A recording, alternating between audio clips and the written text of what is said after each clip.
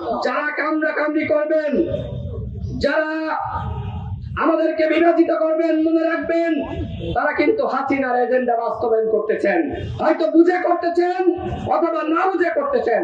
সুতরাং আসুন আমরা সবাই এক থাকি। আগামীতে নির্বাচন হবে।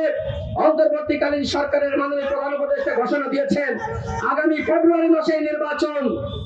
সুতরাং নির্বাচনের আগে ঐক্যমতের ভিত্তিতে অবশ্যই সংস্কার হতে হবে। অবশ্যই গণহত্যার দৃশ্যমান বিচার আমাদের সামনে হাজির করতে হবে।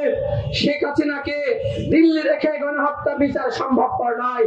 হাসিনাকে বাংলাদেশে ফিরিয়ে এনে ফাঁসিতে ঝুলিয়ে বিচার নিশ্চিত করতে হবে। তাহলে আবু সাঈদ মুগ্ধ যারা শহীদ হয়েছে তাদের আত্মা শান্তি পাবে, অন্যথায় এই গণঅভ্যুত্থান ব্যর্থ হবে। আমরা মার খেয়েছি, আমরা রক্ত দিয়েছি, এই গণঅভ্যুত্থান সংগঠিত করেছি। গণ অধিকার পরিষদের জন্ম না হলে কোনোভাবে গণঅভ্যুত্থান হতো না। আমরা 18 সালের প্রশাসন আন্দোলন করেছি, তারপরে যদি আজকে নুরুল আকমলকে আক্রান্ত হতে হয় তাহলে আমরা তো এটা প্রত্যাশা করি নাই। সুতরাং সরকারকে বলবো এই ঘটনার সুষ্ঠু বিচার করুন। ইতিমধ্যে তদন্ত কমিশন গঠন করেছেন, এই কমিশনকে 30 দিনের মেয়াদ দেওয়া হয়েছে। আমরা কমিশনের উদ্দেশ্যে বলতে চাই এই ঘটনার সাথে যারাই জড়িত, যত বড় রাঘব লোক থেকে অবশ্যই তাদের বিচারের সুপারিশ করতে হবে, কাউকে ছাড় দেওয়া যাবে না।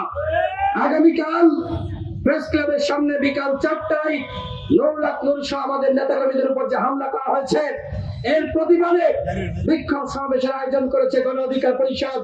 আপনাদের সবাইকে সেই সমাবেশে অংশ নেওয়ার আহ্বান জানিয়ে আমি আমার বক্তব্য শেষ করছি।